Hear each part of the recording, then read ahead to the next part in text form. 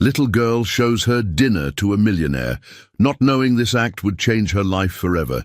If you enjoyed this story, subscribe to the channel and type Ruby in the comments. A wonderful piece of news will reach you soon. And don't forget to tell us where you're watching from. The rain drummed against the floor-to-ceiling windows of the Morrison mansion as Alexander paced across the Italian marble floor, his Armani suit wrinkled from hours of restless movement. At 32, he had built an empire that most men twice his age could only dream of, yet tonight he felt utterly powerless. The call from Dr. Matthews still echoed in his mind, each word cutting deeper than any business failure he'd ever experienced. "I'm sorry, Mr. Morrison. The third miscarriage in 2 years indicates that natural conception may not be viable for Mrs. Morrison. The emotional and physical trauma." Victoria sat curled in the oversized leather chair by the fireplace, her delicate frame seeming smaller than ever. Her auburn hair fell like a curtain around her face, hiding the tears that had been flowing intermittently for the past 3 hours. She clutched the ultrasound photo from their last appointment, the one that had given them hope for exactly 12 weeks before shattering their dreams once again. "Alex," she whispered, her voice barely audible above the crackling fire. "I can't do this anymore. I can't keep losing them." Alexander's heart constricted as he moved toward his wife, kneeling beside her chair. For all his success in boardrooms and business deals, he felt helpless in the face of Victoria's pain. His calloused hands, rough from his early days working construction before his first startup took off, gently cupped her tear-stained cheeks. "We'll figure this out, Vic. There are other options. Adoption, surrogacy." "No." Victoria's voice was firm, despite her tears. "I wanted to carry our baby. I wanted to feel them grow inside me to give birth to our child. That's what I've dreamed of since we got married." Alexander pulled her into his arms, feeling her body tremble against his chest. They had met 7 years ago when she was working as a pediatric nurse at Seattle Children's Hospital, and he was just another ambitious entrepreneur with big dreams and empty pockets. She had been volunteering at a charity event for underprivileged kids when their eyes met across a crowded room. Her compassion for children had been one of the first things that drew him to her, and now it felt like the cruelest irony. "Remember what you told me on our wedding day?" Alexander murmured into her hair. "That love isn't about what we can create together, but what we can give to the world. There are children out there who need us, Vic. Children who need a mother like you." Victoria pulled back, her emerald eyes searching his face. "You really think adoption could work for us?" "I think," Alexander said, brushing a tear from her cheek, "that maybe we've been looking at this all wrong. Maybe our child isn't waiting to be born. Maybe they're already here, waiting for us to find them." The next morning brought crisp October air and a renewed sense of purpose. Victoria had awakened before dawn, researching adoption agencies and reading success stories online. Alexander found her in his home office, surrounded by printed articles and application forms, her laptop displaying the website of Hope Springs Adoption Services. "I've been thinking about what you said," she began, not looking up from the screen. "About children who need us. Look at this." She turned the laptop toward him, showing a page filled with photos and brief descriptions of children waiting for adoption. Alexander's throat tightened as he read the stories. Kids who had lost parents, been abandoned, or removed from unsafe situations. "This little girl, Ruby." Victoria pointed to a photo of a 7-year-old with bright hazel eyes and sandy brown hair pulled into pigtails. "She's been in foster care for 2 years. Both parents died in a car accident when she was 5. She's currently staying with an elderly couple who applied to be foster parents specifically for her case, but they can't officially adopt due to their ages and health concerns." Alexander studied the photo. Ruby was sitting on a swing, her legs dangling, wearing a dress that looked handmade but clean and pressed. Despite everything she had endured, her smile was genuine, reaching her eyes in a way that suggested an indomitable spirit. "She loves drawing, apparently," Victoria continued, scrolling through the profile. "And she wants to learn to read better so she can become a teacher someday. Alex, she's been waiting for a permanent family for 2 years." What's the process?" Alexander asked, already knowing that whatever barriers existed, he would find a way through them. "Initial application, then background checks, financial verification, home study evaluation, and counseling sessions. The agency estimates 4 to 6 months for the complete process, though emergency placements can sometimes move faster." Victoria paused, her voice becoming uncertain. "Alex, what if we're not ready? What if we can't be the parents she needs?" Alexander sat on the edge of his desk, taking her hands in his. "Vic, you've spent years caring for sick children, comforting families during their worst moments. You've held other people's babies while they fought for their lives. If anyone is ready to be a mother, it's you. But what about you? You work 16-hour days. Your phone never stops ringing. How can you be a father with everything else you have going on?" Alexander had been asking himself the same question. His tech company, Morrison Dynamics, was in the middle of expanding into 3 new markets. He had board meetings, investor presentations, and product launches that demanded his attention. But looking at Ruby's photo, something shifted inside him. "I'll make time," he said simply. "I'll hire more people, delegate more responsibilities. None of this matters if we don't have a family to share it with." Victoria stood and wrapped her arms around his waist, resting her head against his chest. "Are you sure about this, Alex? Really sure?" "I've never been more sure of anything in my life." 2 weeks later, they sat in the sterile waiting room of Hope Springs Adoption Services, both dressed conservatively and clutching folders containing their completed preliminary paperwork. Alexander wore a navy suit instead of his usual black, hoping to appear more approachable. Victoria had chosen a soft blue dress and minimal jewelry, wanting to look maternal rather than wealthy. "Mr. and Mrs. Morrison?" A woman in her 50s with kind eyes and greying hair approached them. "I'm Sarah Chen, the caseworker assigned to Ruby's placement. Thank you for coming in today." They followed her to a small office decorated with children's artwork and family photos, success stories from previous adoptions. Sarah settled behind her desk and opened a thick file. "I've reviewed your preliminary application.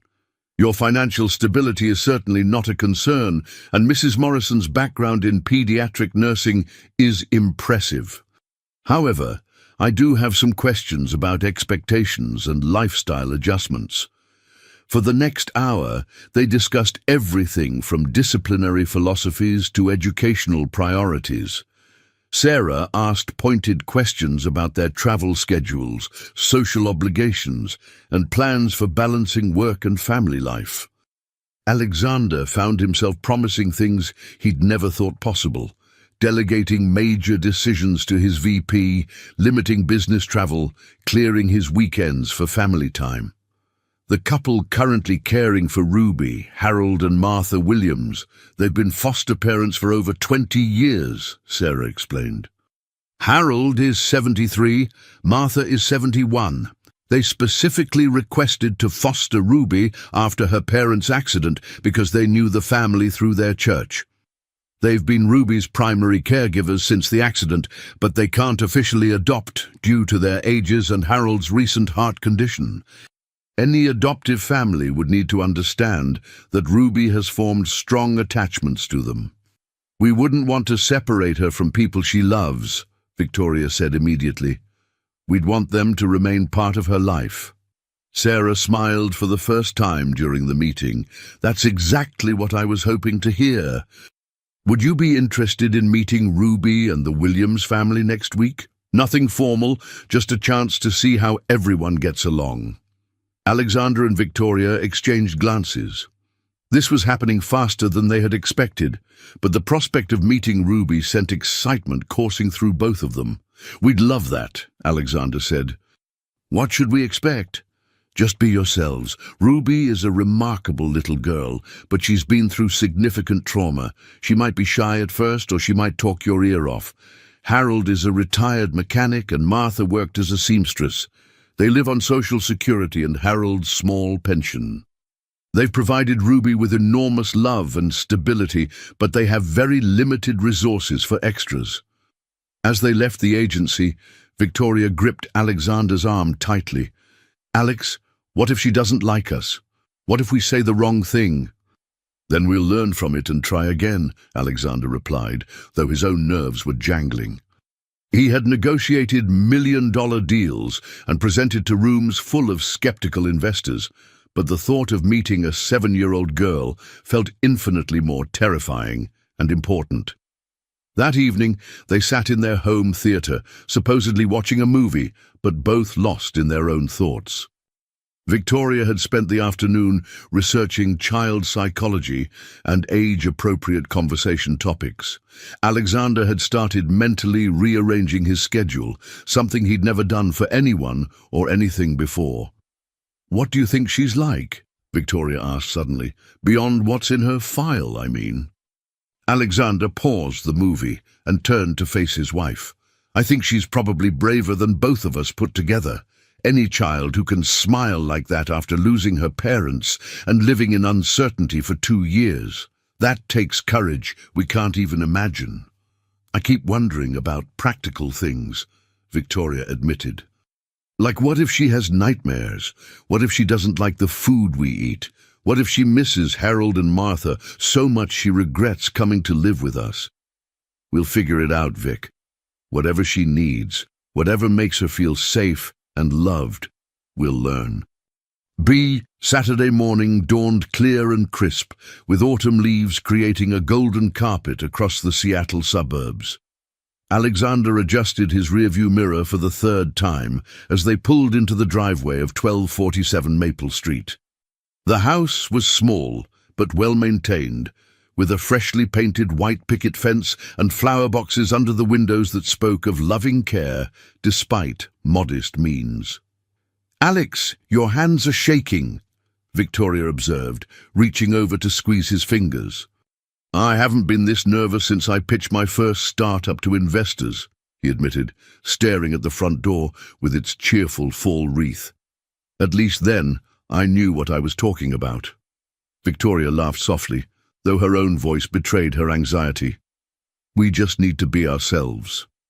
Sarah said Ruby is expecting us, and the Williams family knows we're coming for an informal visit."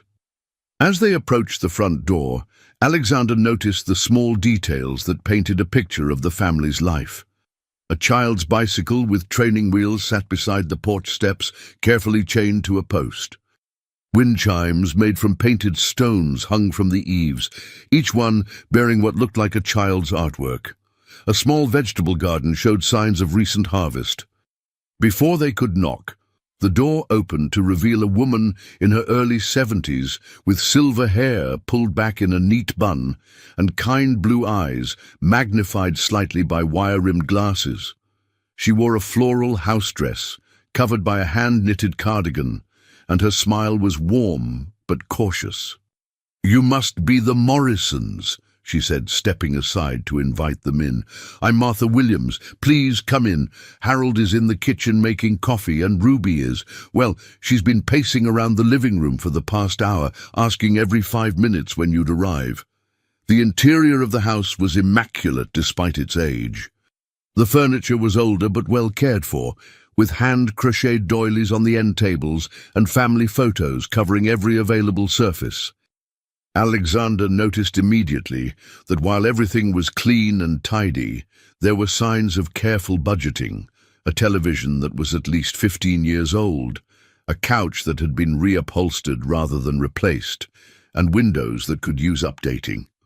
"Ruby, sweetheart," Martha called toward the back of the house. "The nice people I told you about are here." The sound of quick footsteps preceded the appearance of a small figure in the doorway. Ruby Williams was even more beautiful in person than in her photographs. Her sandy brown hair was braided with care, adorned with small purple ribbons that matched her hand-me-down dress. But it was her eyes that captured Alexander's attention. Large, expressive hazel eyes that seemed too wise for a 7-year-old, holding depths of experience that no child should possess. "Hi," Ruby said shyly, peering around Martha's legs.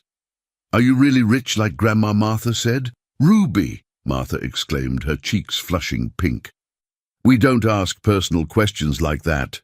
Alexander knelt down to Ruby's eye level, a smile tugging at his lips despite his nervousness. "It's okay, Martha." "Hi, Ruby. I'm Alexander, but you can call me Alex. And yes, I have a lot of money, but you know what?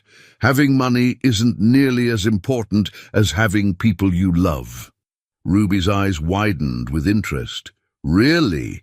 But Grandpa Harold says money helps buy groceries and keeps the lights on." "Grandpa Harold is very smart," Victoria interjected, also kneeling down. "I'm Victoria.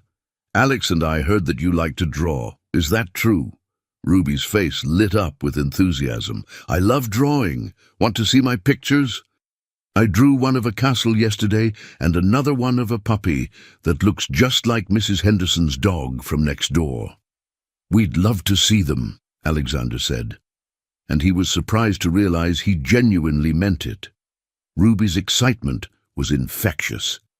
"Harold," Martha called toward the kitchen, "come meet the Morrisons." A tall, thin man with weathered hands and kind eyes emerged from the kitchen, carrying a tray of steaming mugs.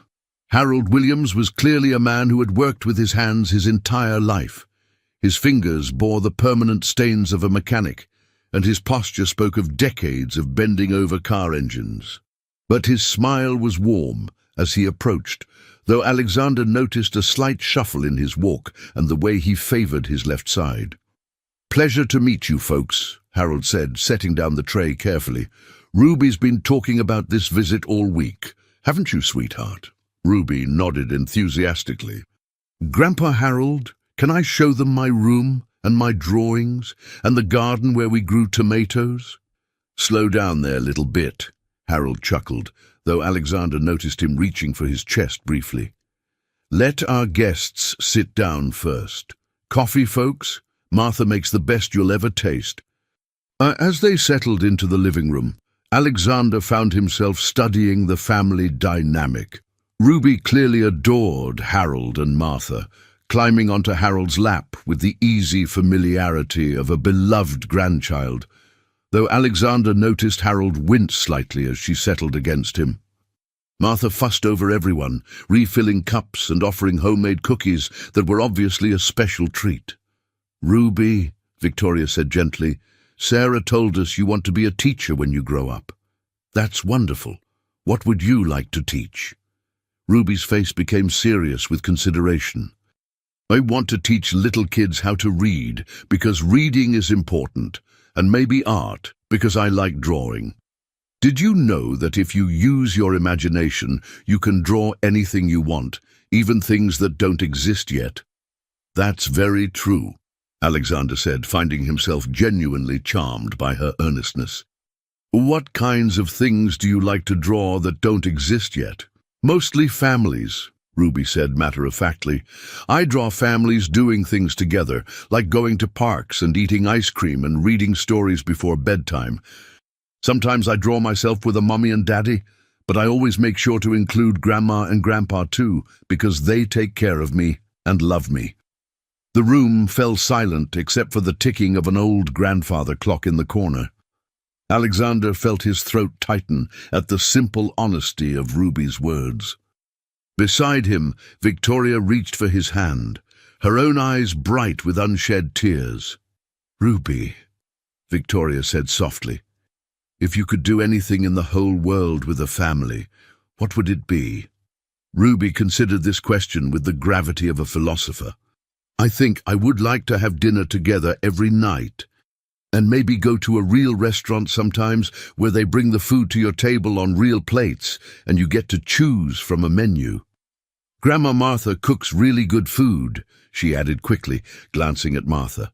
but sometimes I see restaurants in movies and wonder what it would be like." Martha's face flushed slightly, and Alexander saw Harold's jaw clench. He realized with dawning awareness that this wasn't about having enough food. The Williams family clearly fed Ruby well. It was about experiences, the little luxuries that most children took for granted. "What's your favorite food that you've never tried?" Alexander asked, genuinely curious. Ruby's eyes sparkled with dreams. "A hamburger from a real restaurant, with French fries that come in a red basket like in the movies, and maybe a milkshake that's so thick you need a spoon to eat it." Harold cleared his throat gently. "Ruby, remember what we talked about? Some things are for special occasions." "I know, Grandpa," Ruby said quickly. "I'm not complaining. Sometimes I draw hamburgers on my paper plates to make dinner more fun. Grandpa Harold told me that imagination makes everything taste better." The afternoon progressed, with Ruby giving them a complete tour of the small house. Her bedroom was tiny but cozy, with drawings taped to every available wall space. Alexander and Victoria examined each one with genuine interest, asking questions about the stories behind the pictures. Ruby had created an entire world in her artwork. Families having picnics, children playing in elaborate playgrounds, houses with big front yards and swing sets. "This one is my favorite," Ruby said, pointing to a drawing of a large house with multiple windows and a circular driveway. "I drew it last week. See, there's a room for everyone. Grandma and Grandpa get the room with the big windows because Grandpa likes to watch birds in the morning. And this room is for me, and this one is for the mommy and daddy, and this room is just for reading books." "It's beautiful, Ruby," Victoria said, her voice thick with emotion. "You're a very talented artist." As the sun began to set, Alexander realized that something fundamental had shifted inside him. This wasn't about charity or filling an empty space in their lives anymore. Ruby wasn't a project. She was a remarkable little girl who deserved every opportunity in the world, and he found himself desperately wanting to be the one to provide those opportunities. "Ruby," he said carefully, "how would you feel about coming to visit our house sometime? We have a big yard and lots of windows, and even a library with books that reach the ceiling." Ruby's eyes grew wide. "You have a real library, with actual books on shelves?" "We do," Victoria confirmed, "and if you wanted, you could help us pick out new books for it, especially books for children who want to learn to be teachers." "Would Grandma and Grandpa come too?" Ruby asked immediately, her loyalty shining through. Alexander exchanged glances with Harold and Martha, seeing hope and worry warring in their expressions. "Ruby," he said gently, "Grandma and Grandpa will always be part of your life, no matter what happens. They love you very much, and so do we." "You love me?" Ruby asked with the directness that only children possess. "But you just met me." Alexander felt his heart contract. "Yes, Ruby, we love you. Sometimes love happens very quickly when you meet someone special." As they prepared to leave, Ruby hugged each of them tightly. "Will you come back?" she asked, looking up at Victoria with hope in her eyes. "Wild horses couldn't keep us away," Victoria promised, and Alexander knew she meant every word.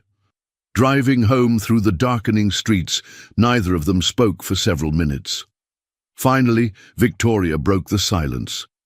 "Alex, we have to do this. We have to find a way to make this work." "I know," Alexander replied, his voice rough with emotion. "But we need to be smart about it. That family has given Ruby everything they have emotionally, but they're struggling with the practical aspects. And Harold, did you notice how he was moving?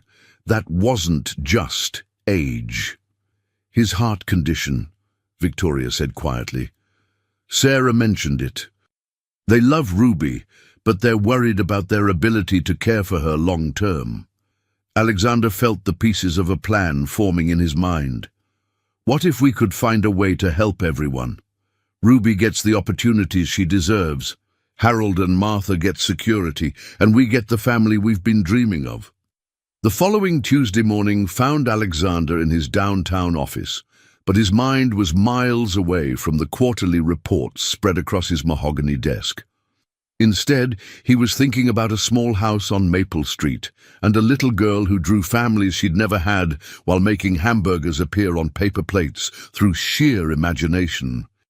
"Sir," Rebecca's voice came through the intercom. "Mrs. Morrison is here to see you."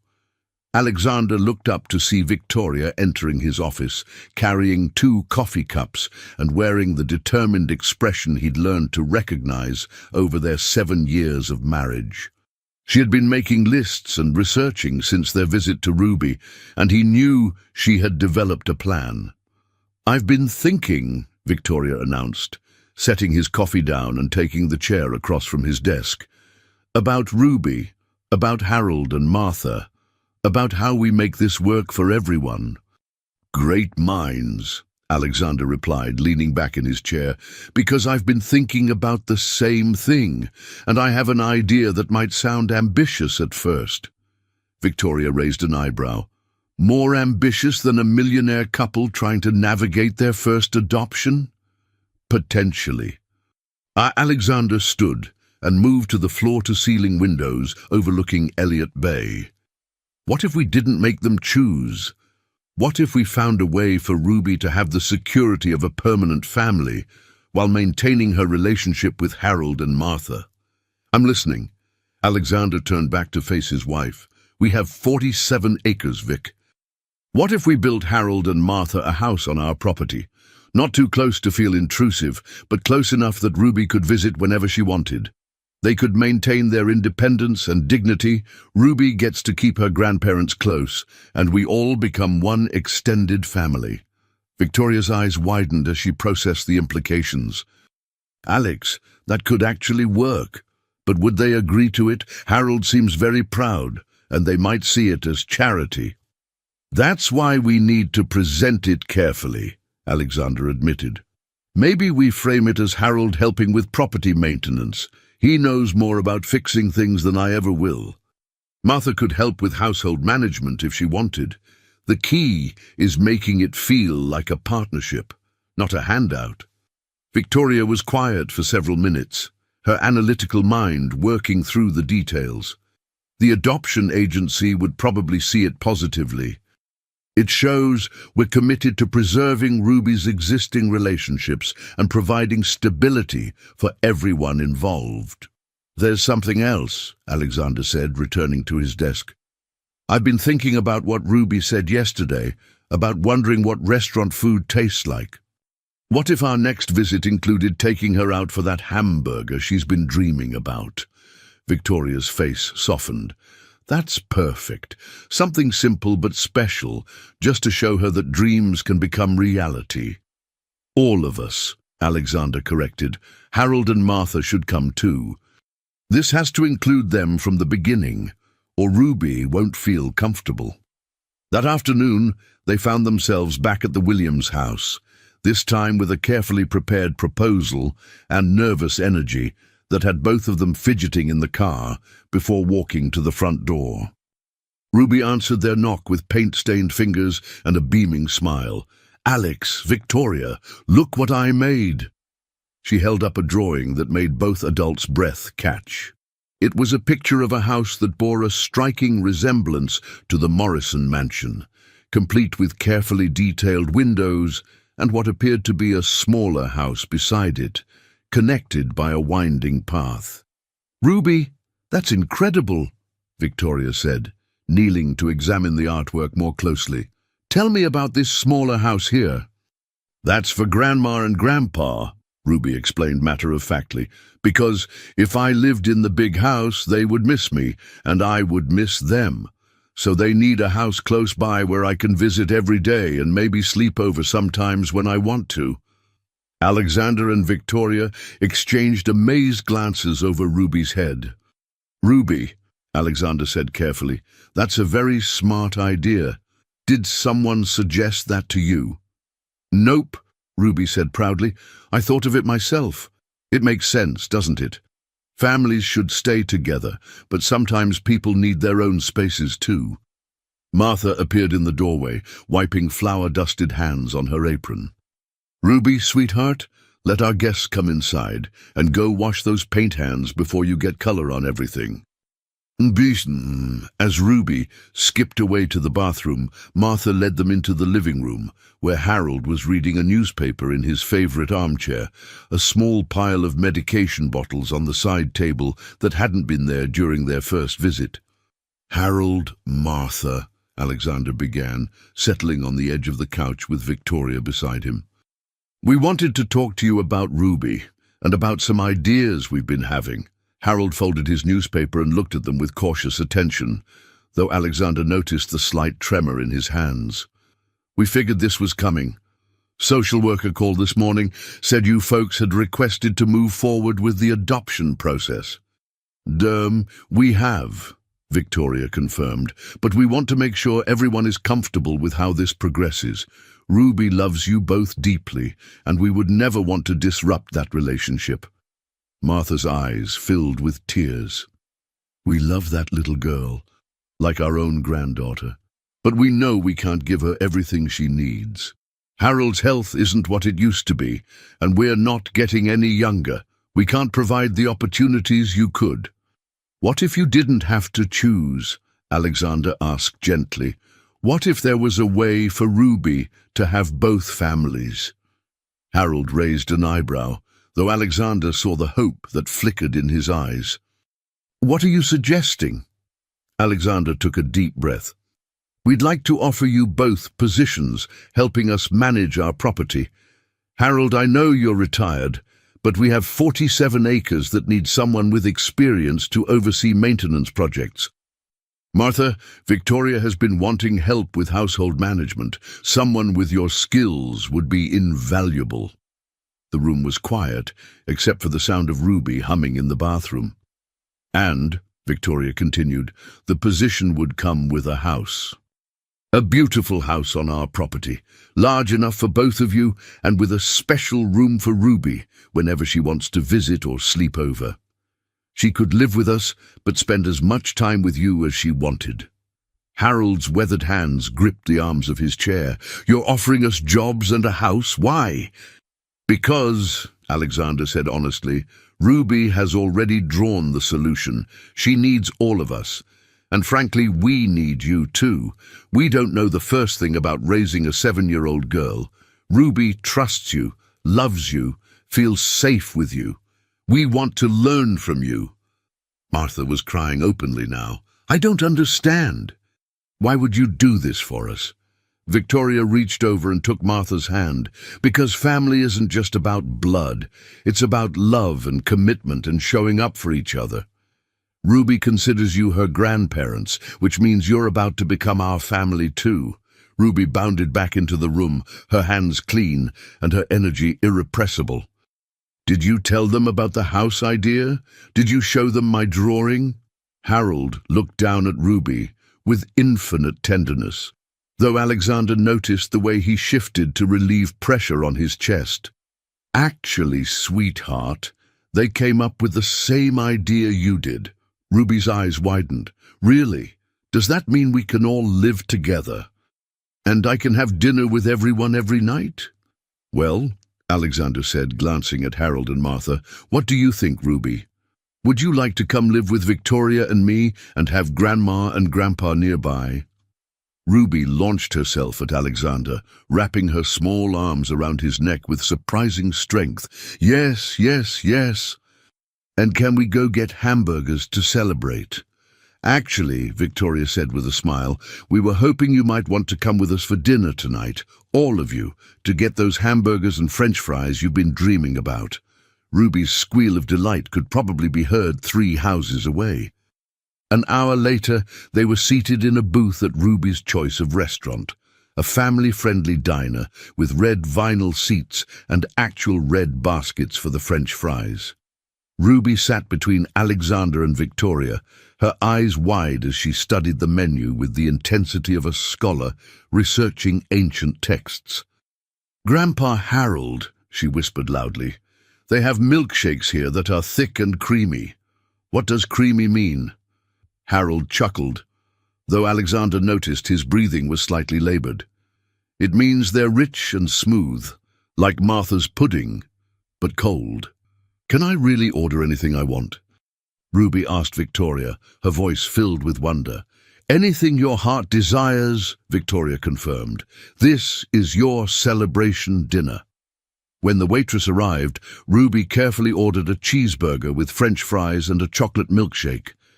She watched in fascination as their order was taken, asking the waitress detailed questions about how hamburgers were made and whether the French fries were really cooked in oil. "Ruby," Alexander said gently, "are you nervous about coming to live with us?" Ruby considered this question seriously, swinging her legs under the table. "A little bit. What if I don't know how to act in a big house? What if I break something expensive?" Victoria reached over and squeezed Ruby's hand. "Sweetheart, houses are for living in, not for worrying about. And if you break something, we'll clean it up and maybe learn to be more careful next time. That's what families do." "Will I have my own room?" "You'll have your own room, and you can decorate it however you want," Victoria promised. "We can go shopping together and pick out paint colors and furniture and anything else you need." "Can I paint a mural on one wall, like a big picture?" Alexander grinned. "Absolutely, the whole room is yours to make special." Biggie. When their food arrived, Ruby stared at her plate with reverence. The hamburger was perfectly assembled, the French fries golden and crispy in their red basket, and the milkshake was indeed thick enough to require both a straw and a spoon. "It looks just like my drawings," she breathed, "but better." She took her first bite of the hamburger with ceremonial care, chewing slowly and thoughtfully. Her face transformed with delight. "It tastes like happiness tastes," she announced. Harold wiped his eyes discreetly while Martha beamed with joy. Alexander felt his own throat tighten with emotion.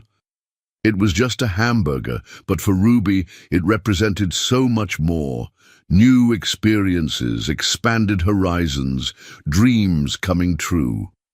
"You know what the best part is?" Ruby said, looking around the table at all four adults.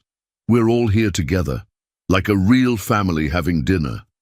"We are a real family," Victoria said softly. "We are just getting started."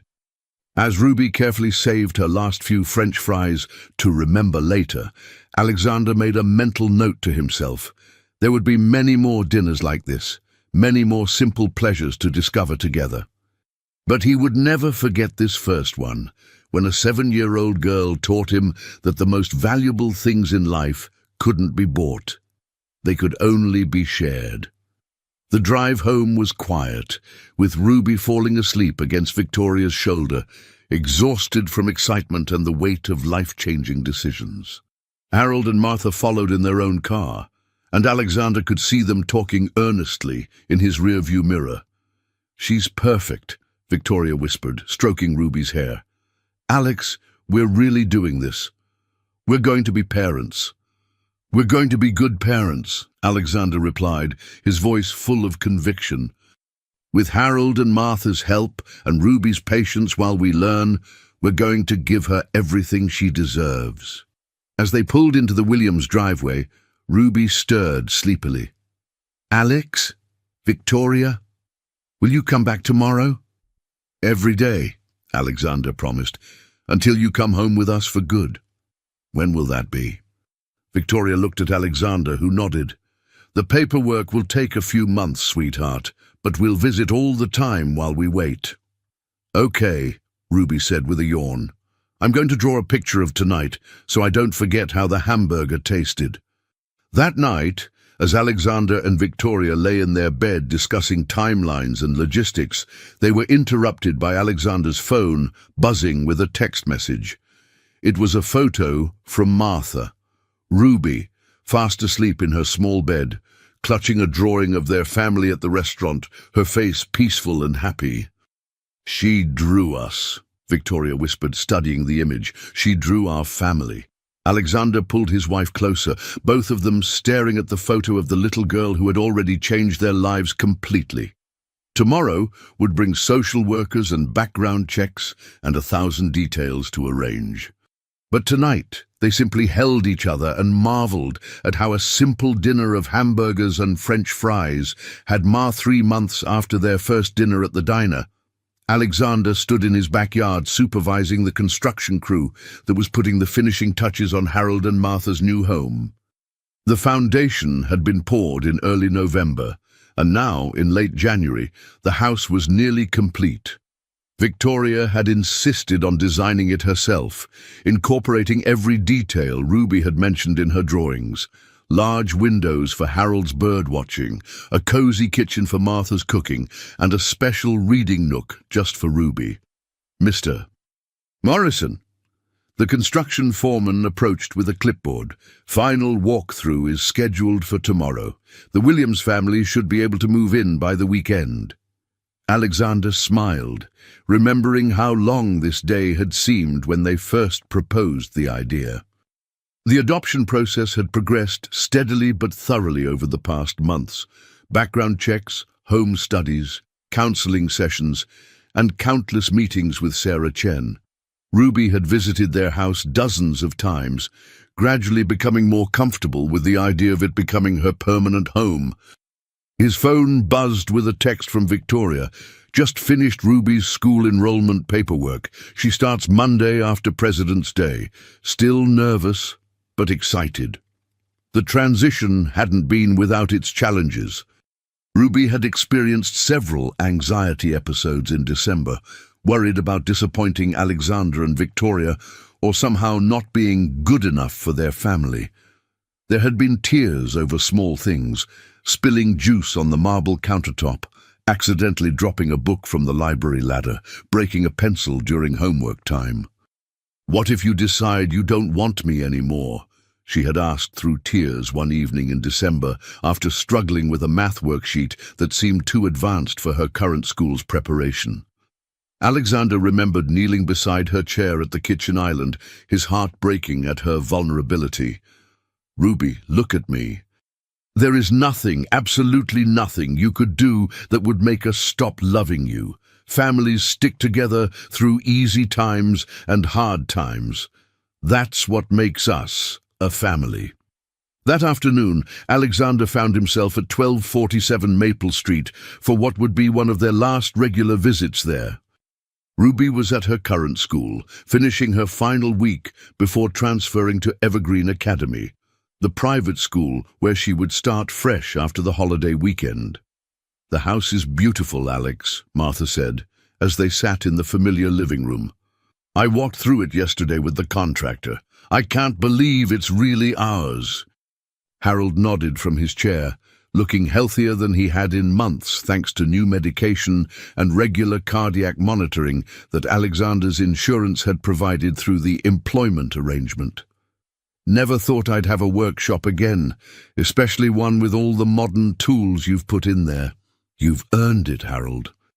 And I have a list of projects as long as my arm once you're settled."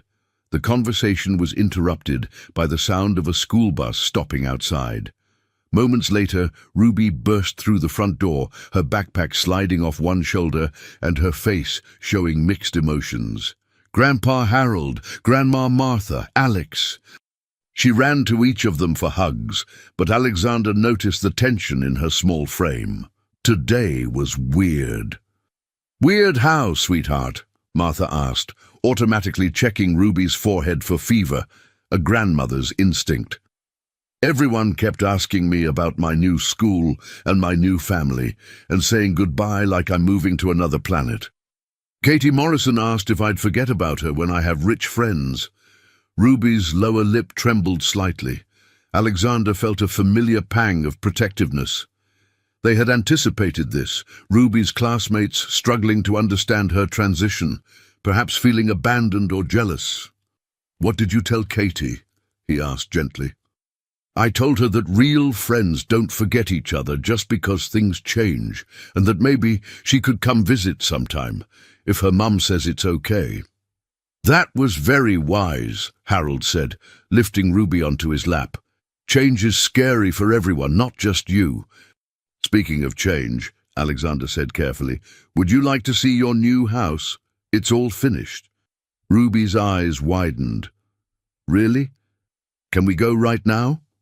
20 minutes later, they stood in front of Harold and Martha's completed home.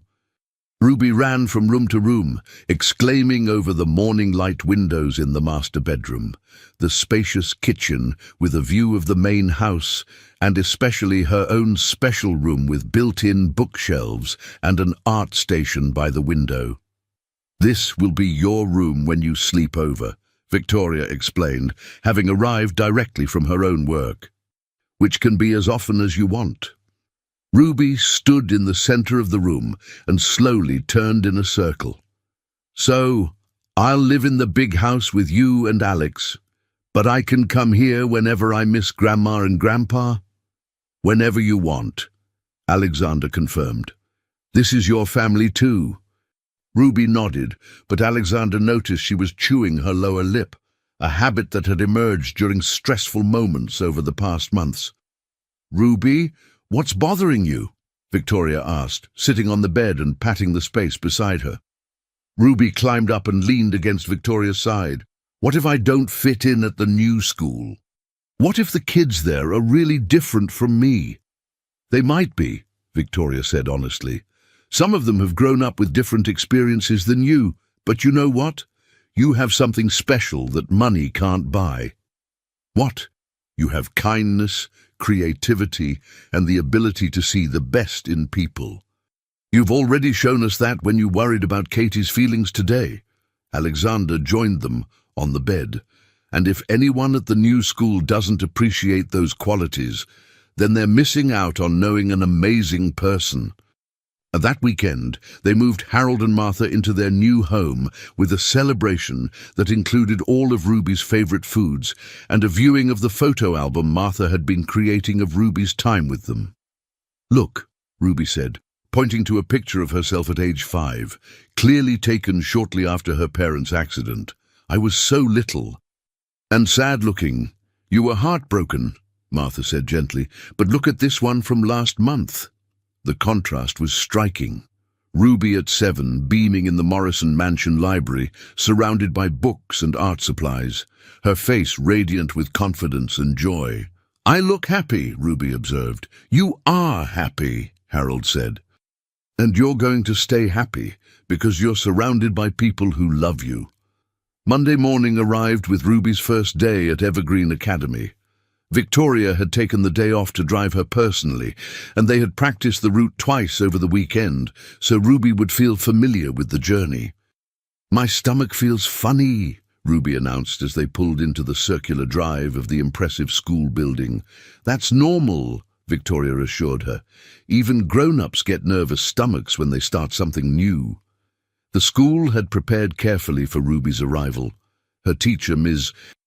Rodriguez, was a warm woman in her 30s, who immediately put Ruby at ease by asking about her artwork and promising to display some of her drawings in the classroom. "We're going to take good care of her," Ms. Rodriguez assured Victoria as they watched Ruby cautiously approach a group of children working on an art project.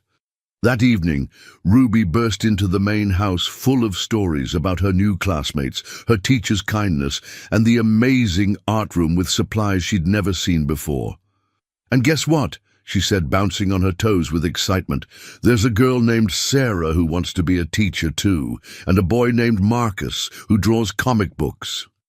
And Ms. Rodriguez said I can help read to the kindergarten class once a week." Alexander and Victoria exchanged relieved glances. The transition was working, but it wasn't all smooth sailing. 2 weeks into February, Ruby had her first real meltdown since moving in permanently. It happened on a Wednesday evening during homework time, when she struggled with a reading comprehension worksheet that seemed to assume knowledge she didn't have. "I'm stupid!" she cried, throwing her pencil across the kitchen island. "Everyone else knows about ancient Egypt and I don't know anything."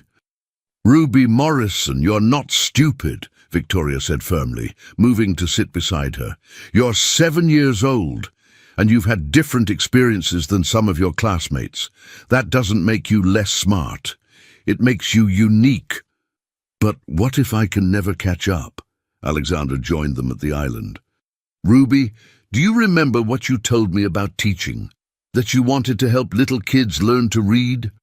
Ruby nodded, wiping her nose with her sleeve. Teachers have to be patient with students who are learning. Can you be patient with yourself while you're learning too? I guess so, Ruby said uncertainly. How about this? Victoria suggested. Tomorrow we'll go to the library and check out some books about ancient Egypt. We'll learn together. Ruby's face brightened slightly. Really? You'll learn with me? Absolutely. I don't know much about ancient Egypt either. Oh, that Saturday afternoon found all three of them sprawled on the library floor, surrounded by picture books about pyramids, pharaohs, and mummies. Ruby was in her element, drawing her own hieroglyphics, while Alexander and Victoria read aloud from various books.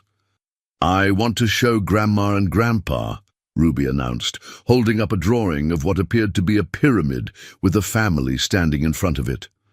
They walked over to Harold and Martha's house, where they found the older couple working in their new garden. Look what I learned, Ruby exclaimed, showing off her artwork and rattling off facts about ancient Egyptian farming techniques. Harold examined her drawing with serious attention. That's mighty impressive, little bit. You know, learning new things keeps our brains healthy at any age. As they prepared to return to the main house for dinner, Ruby seemed thoughtful. Alex, Victoria, she said as they walked up the path between the two houses, thank you for not getting mad when I said I was stupid. Ruby, Alexander said, stopping to kneel down to her level, one of the most important things we want you to learn is that it's okay to struggle with something. That's how we grow. And it's definitely okay to ask for help. Even when I'm grown up? Especially when you're grown up, Victoria assured her. I still ask for help all the time. That evening, as they sat around the dinner table, a tradition Ruby had insisted on maintaining, she seemed more settled than she had in weeks. You know what I realized today? She said, cutting her chicken into careful small pieces. What's that, sweetheart? Victoria asked. I used to think that being adopted meant I wasn't good enough for my real parents to keep. But now I think maybe it means I was so special that the universe made sure I found exactly the right family. Alexander felt his chest tighten with emotion. Ruby, that's the wisest thing I've ever heard. Really? Really? And you know what else? You didn't just find us. We found each other. Ruby smiled, the kind of radiant smile that lit up her entire face, like we were meant to be together all along. Exactly like that, Victoria agreed. As they cleared the dishes together, another family tradition Ruby had established, Alexander reflected on how much their lives had changed. The house felt fuller now, warmer, with Ruby's artwork on the refrigerator and her laughter echoing through the halls. Her backpack sat by the front door, her library books were stacked on the coffee table, and her presence had transformed their mansion into a real home. Tomorrow is Friday, Ruby announced as Victoria tucked her into bed. That means movie night. What movie are we watching this week? Alexander asked from the doorway. Something with a happy ending, Ruby said decisively. I like stories where families stay together. We have plenty of those, Victoria assured her, kissing her forehead goodnight.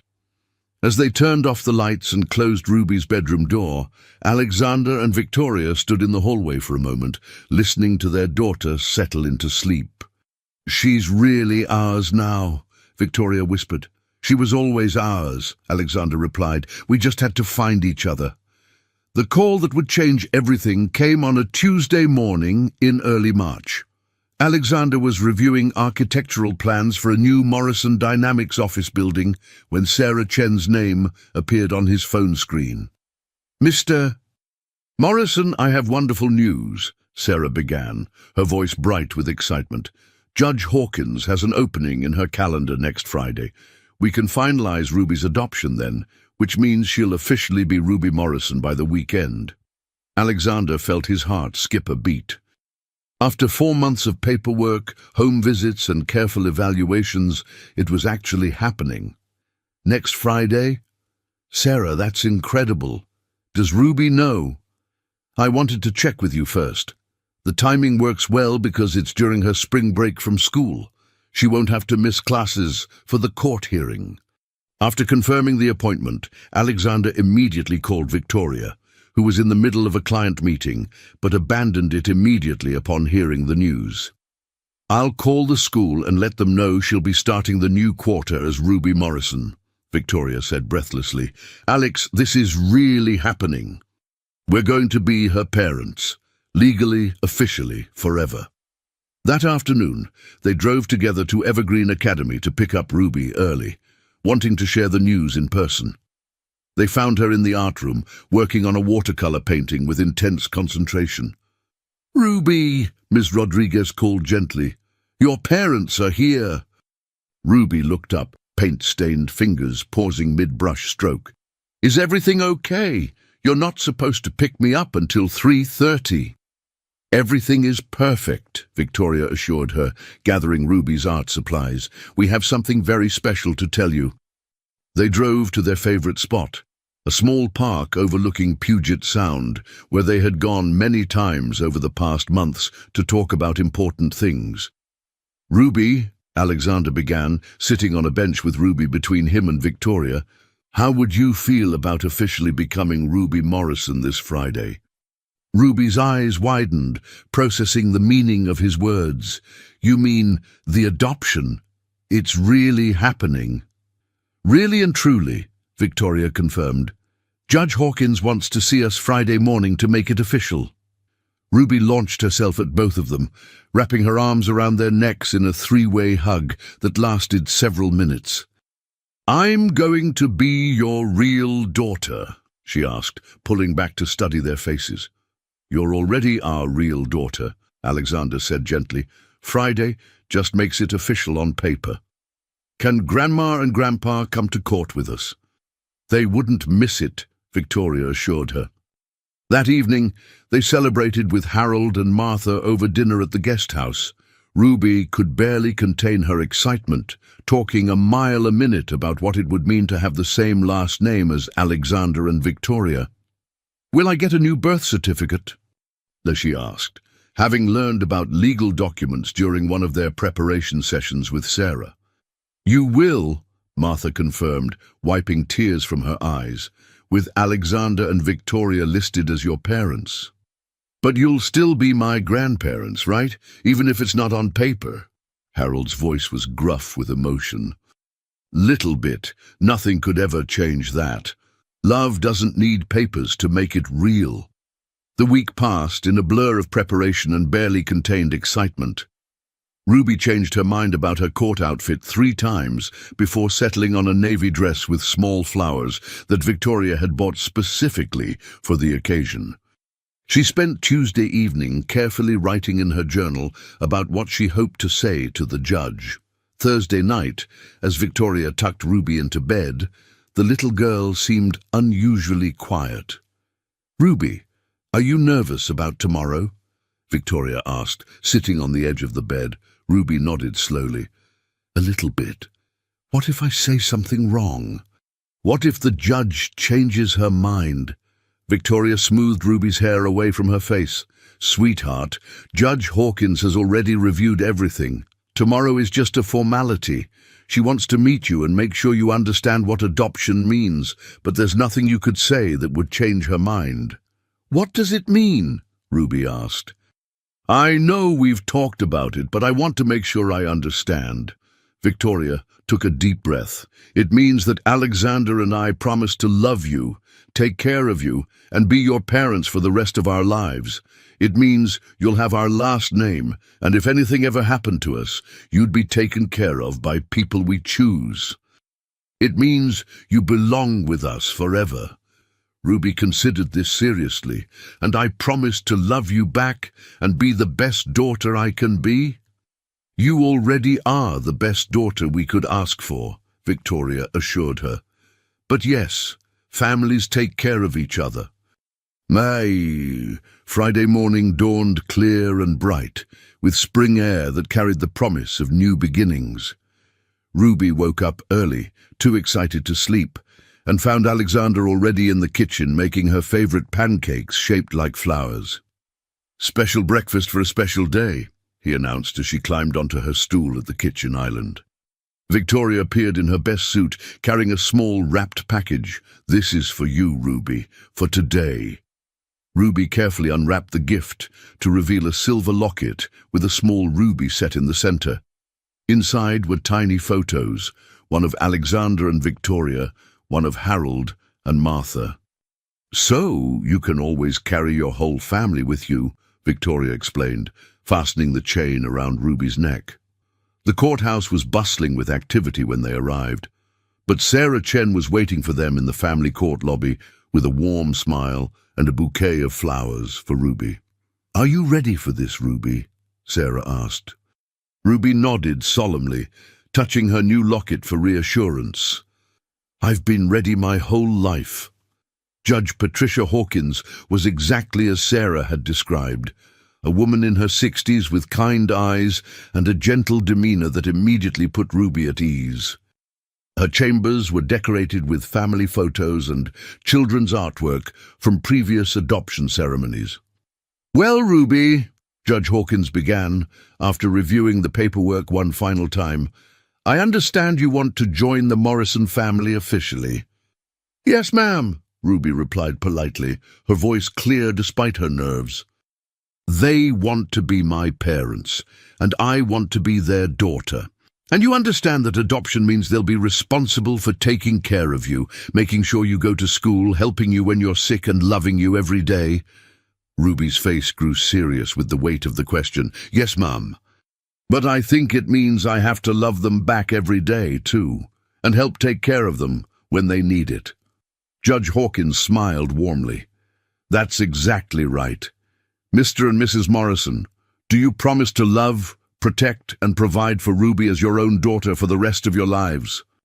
"We do," Alexander and Victoria said in unison, their voices thick with emotion.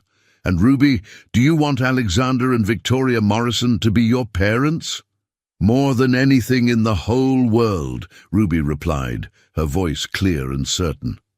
Judge Hawkins picked up her official seal. "Then, by the power vested in me by the state of Washington, I hereby grant this petition for adoption. Ruby, you are now legally Ruby Morrison, daughter of Alexander and Victoria Morrison. Congratulations to your beautiful family." The gavel came down with a solid thunk that seemed to echo with finality and new beginnings. Ruby launched herself at Alexander and Victoria, who caught her in a three-way hug that lasted for several minutes, while Harold, Martha, and Sarah wiped tears from their eyes. "I'm really your daughter now?" Ruby asked, pulling back to look at their faces. "Really and truly," Alexander confirmed, his voice rough with emotion. "Forever and always." "Can we go home now? To our house?" Alexander felt his heart swell at the possessive pronoun. "We can go home, Ruby. But first, I think someone mentioned wanting hamburgers to celebrate." The celebration lunch was at their original diner, where Ruby ordered the same meal she'd had on that first magical evening: cheeseburger, French fries, and chocolate milkshake. This time, though, the atmosphere was different. There was no tension, no uncertainty, just pure joy. "I want to make a toast," Ruby announced, standing up with her milkshake glass, "to families that choose each other and to dreams that come true even when you don't expect them to." The adults raised their glasses, all fighting back tears at the wisdom of their 7-year-old philosopher. "And," Ruby continued, "to hamburgers that taste like celebration and French fries that taste like love." As they ate lunch, Ruby shared her plans for their future with the confidence of someone who finally knew where she belonged. She would continue at Evergreen Academy, but maybe invite some classmates over to see her art studio. She wanted to plant a vegetable garden with Harold and learn to cook with Martha. And she definitely wanted to start reading to the kindergarten class every week because little kids need to know that reading is magical. After lunch, they drove to the Morrison estate for Ruby's official first day as a legal Morrison. Her few remaining belongings from the Williams house had been transferred earlier in the week, but today felt different, permanent, settled, home. As they pulled into the circular driveway, Ruby pressed her face to the window, looking at the mansion and the guest house with new eyes. "It's really mine now," she whispered in wonder. "It's really yours," Victoria confirmed. "All of it. The library, the art studio, the garden, everything." That evening, as they sat around the dinner table sharing stories from the day, Ruby seemed more relaxed than Alexander had ever seen her. "You know what the best part about today was?" she asked, carefully cutting her chicken into small pieces. "What's that, sweetheart?" Victoria asked. "When Judge Hawkins said, 'Morrison family,' she didn't say the Morrisons and Ruby. She said we're a family, all of us." Harold reached over and squeezed Ruby's hand. "That's because we are a family, little bit. Have been from the very beginning." Ruby smiled, the kind of radiant smile that lit up her entire face and filled the room with warmth. "I love being Ruby Morrison." "We love having you as Ruby Morrison," Alexander replied, and he meant it with every fiber of his being. As they cleared the dishes together, a tradition that had become sacred in their household, Alexander reflected on the journey that had brought them to this moment. Less than 6 months ago, he and Victoria had been a childless couple struggling with loss and uncertainty. Now they were parents, part of an extended family that included grandparents and traditions, and Friday movie nights and Sunday garden walks. "Tomorrow is Saturday," Ruby announced, as Victoria helped her into her pajamas. "That means pancakes and art time." "What are you going to paint tomorrow?" Alexander asked from the doorway. "A family portrait," Ruby said decidedly. "All of us together. I want to hang it in the library so everyone who visits will know we belong together." As they turned off the lights and closed Ruby's bedroom door, Alexander and Victoria stood in the hallway for a moment, listening to their daughter, their legally adopted forever daughter, settling into sleep in her own room, in their own house. "Ruby Morrison," Victoria whispered, testing out the sound of their daughter's full name. "Ruby Morrison," Alexander repeated, pulling his wife close. "Our daughter." 6 months after the adoption, Alexander found himself in an unexpected place, sitting cross-legged on his office floor, helping Ruby build an elaborate castle out of cardboard boxes, while she explained her latest plan to revolutionize elementary education. "And then," Ruby said, carefully taping another turret onto her creation, "the reading corner would have these big soft pillows, and kids could choose any book they wanted, and there would be art supplies right there so they could draw pictures about what they read." "That sounds like an amazing classroom," Alexander said, holding a wall steady while she attached it. "Ms. Rodriguez would probably love to hear your ideas." Ruby beamed. "Really? You think she'd listen to a kid's ideas?" "I think she'd listen to good ideas no matter who they came from." Victoria appeared in the doorway of Alexander's home office, carrying 2 cups of coffee and wearing the amused expression she'd developed whenever she found her husband and daughter collaborating on one of Ruby's projects. "How's the castle coming along?" she asked, settling into Alexander's desk chair. "It's not just a castle," Ruby corrected seriously.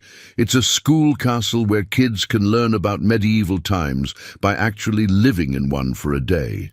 See, this is the great hall where they'd have feast-style lunches, and this tower is the library, and this courtyard is where they'd practice being knights and ladies." Alexander caught Victoria's eye over Ruby's head. Their daughter's imagination seemed to grow more elaborate every day, fueled by constant exposure to books, art supplies, and adults who took her ideas seriously. "Ruby," Victoria said gently, "it's almost dinner time. Should we go see what Grandma Martha is cooking?" One of the best decisions they'd made was establishing a routine where Martha cooked dinner twice a week in the guest house kitchen, while Victoria and Ruby cooked together twice a week in the main house. It gave everyone a sense of purpose and ensured that Ruby maintained her close relationship with Harold and Martha. As they walked the path between the two houses, Ruby skipped ahead, then stopped suddenly and turned back to them. "Alex? Victoria? Can I ask you something?" "Always," Alexander replied, noting the serious tone in her voice. "Do you ever miss how quiet your house used to be, before me?" The question caught both adults off guard. Alexander knelt down to Ruby's eye level, studying her face in the early evening light. "Ruby Morrison, do you know what this house was like before you came to live with us?" Ruby shook her head. "It was beautiful and clean and perfectly organized," Victoria said, joining them on the path, "and it was the loneliest place in the world." "Really?" "Really," Alexander confirmed. "Buildings are just structures until families make them into homes. You didn't just move into our house, Ruby. You turned it into our home." "Even when I left Play-Doh on the marble counter?" Ruby asked with a small smile. "Especially then," Victoria laughed. "That's when I knew we were really a family." They found Harold and Martha in the guest house kitchen, working together to prepare what had become Ruby's favorite meal: Martha's homemade chicken and dumplings with Harold's fresh bread rolls. "Perfect timing," Martha announced as they entered. "Ruby, would you like to help me with the dumplings?" Ruby immediately washed her hands and climbed onto the step stool beside the stove, carefully dropping spoonfuls of batter into the simmering broth under Martha's guidance. Alexander watched the interaction with the same sense of amazement he felt every day. How naturally Ruby moved between her two homes. How seamlessly she'd woven all the adults in her life into one extended family. "Grandpa Harold," Ruby said as she worked, "will you tell the story about the engine that couldn't start?" Harold's eyes twinkled. "Which one?" "I've got about 50 stories about engines that wouldn't start. The one about the car that needed love instead of parts." As Harold launched into a tale about a classic car he'd restored through patience rather than money, Alexander found himself thinking about how much their lives had changed. Ruby had started second grade in the fall with confidence and enthusiasm. Her teacher reported that she was academically on track but socially ahead of her peers, often helping other children with problems and mediating playground disputes. "She has the wisdom of someone much older," Ms. Rodriguez had told them during the October parent conference. "But she's still very much a 7-year-old who loves to play and explore. It's a beautiful combination." Ruby had also begun volunteering at the local animal shelter every Saturday morning, reading to the rescue dogs because, as she explained, animals need stories too, and it helps them stay calm while they wait for their families. "Dinner's ready," Martha announced, and they gathered around the dining table in the guest house, a tradition for Wednesday and Saturday nights. As they shared the meal, Ruby regaled them with stories from her day at school, her weekend plans for a new art project, and her latest ideas for improving the world. "Ms. Rodriguez said I could present my school castle idea to the principal," she announced proudly. "She thinks other teachers might want to try some of my suggestions." "That's wonderful, sweetheart," Victoria said. "You're going to change the world someday." "I'm going to change it now," Ruby corrected matter-of-factly. "Why wait until someday?" After dinner, they walked back to the main house together, all 5 of them, as had become their evening tradition. Harold and Martha usually stayed for Ruby's bedtime story, and tonight was no exception. As Victoria helped Ruby into her pajamas, Ruby seemed thoughtful. "Mommy Victoria," she said, using the name she'd chosen after the adoption. "Do you think my first parents would be happy that I'm happy?" Victoria felt her throat tighten. Ruby rarely talked about her biological parents, but when she did, it was always with the same thoughtful consideration she brought to everything else. "I think," Victoria said carefully, that parents want their children to be loved and safe and happy above all else. So yes, I think they would be very happy that you're happy. Good, Ruby said with satisfaction. I didn't want them to think I forgot about them. Love doesn't disappear, Alexander said from the doorway. It just grows bigger to make room for more people.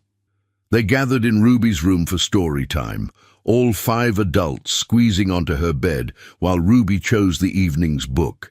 Tonight, she selected a story about a little girl who brought magic to everyone she met. This one reminds me of you, Harold said as Victoria finished reading. How? Ruby asked sleepily. Because everywhere you go, you make things better just by being there. As the adults quietly filed out of Ruby's room, leaving only Alexander and Victoria for final goodnight kisses, Ruby reached up to touch her locket, the one with photos of her whole family inside. Daddy Alex, Mommy Victoria? Yes, sweetheart? Thank you for finding me. Thank you for finding us, Alexander replied, his voice thick with emotion. 3 months later, on a sunny day in early spring, Alexander stood in the backyard, watching Ruby and Harold plant tomatoes in the garden they'd expanded every year since her arrival. Martha was teaching Victoria how to make Ruby's favorite cookies in the main house kitchen, and the sounds of laughter drifted through the open windows. Ruby had indeed presented her school castle idea to the principal, who had been so impressed that he'd invited her to share it with the school board. The result was a pilot program implementing some of Ruby's suggestions in the kindergarten and first-grade classrooms. Look, Daddy Alex, Ruby called, holding up a tiny tomato seedling. Grandpa Harold says this one will grow the biggest tomatoes because we planted it with extra love. Is that the secret ingredient? Alexander asked, joining them in the garden. Love is always the secret ingredient, Harold said with a grin. For growing things and for everything else. As Alexander knelt beside Ruby to examine their planting work, he marveled at how this little girl had transformed not just his family, but his entire understanding of what mattered in life. Morrison Dynamics was more successful than ever, but he rarely worked weekends anymore. Their house was no longer pristine, but it was alive with art projects and science experiments and the 1,000 small messes that came with raising an inquisitive child. Ruby, he said, watching her carefully water the newly planted seedlings, do you remember what you told me that first night at the restaurant? About hamburgers tasting like happiness? Ruby giggled. That was silly, wasn't it? Not silly at all. I think you were the first person to teach me that happiness does have a taste. It tastes like family dinners and bedtime stories and Sunday morning pancakes. It tastes like everything we share together. Ruby considered this seriously, her small face thoughtful. Then I guess love tastes like that too. Exactly like that, Alexander agreed. That evening, as they gathered around the dining table for Sunday dinner, a tradition that had become sacred in their household, Alexander looked around at his family. Victoria discussing Ruby's latest art project with the enthusiasm of someone who had found her calling as a mother. Harold telling stories that made Ruby giggle until she nearly fell off her chair. Martha quietly making sure everyone had enough food and everything they needed. And Ruby, the center of it all, radiating the kind of joy that only came from knowing you were exactly where you belonged. I have an announcement, Ruby said as they finished their main course. I've decided what I want to be when I grow up. Still a teacher? Victoria asked. A teacher and an artist and a mom, Ruby declared confidently. I want to teach kids how to learn by doing fun things. And I want to make art that tells stories, and I want to have a big family like ours where everyone takes care of everyone else. That sounds like a perfect plan, Alexander said, and I have a feeling you'll be excellent at all of those things. Ruby grinned. I learned from the best. Grandpa Harold taught me that building things takes patience.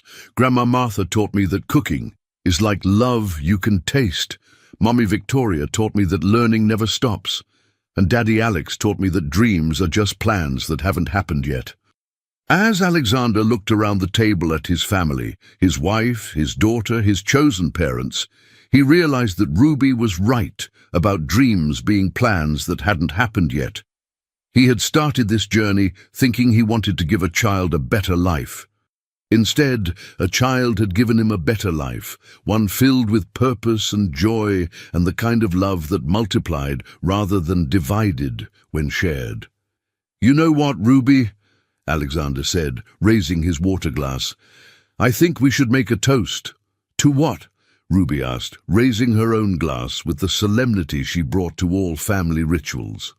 "To empty plates that led to full hearts, to dreams that became reality, and to little girls who teach grown-ups how to see magic in everyday moments."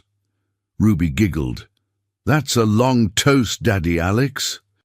"It's the truest toast I've ever made," Alexander replied, and as his family joined him in the celebration, he knew he had never spoken more honest words. Outside, the first stars were beginning to appear in the darkening sky, and inside, the Morrison family was living proof that sometimes the most beautiful stories begin with the simplest acts of love, like sharing a meal, opening your heart, and believing that every child deserves a place at the table where they are treasured exactly as they are. Years later, when Ruby had become the teacher-artist mother she'd dreamed of being, she would still remember that moment, the taste of happiness around a dinner table, the sound of her family's laughter, and the feeling of being exactly where she belonged. And she would make sure that every child she taught, every family she helped, every life she touched, understood that love wasn't about what you could buy or provide. It was about showing up, staying committed, and always making room for one more at the table of your heart.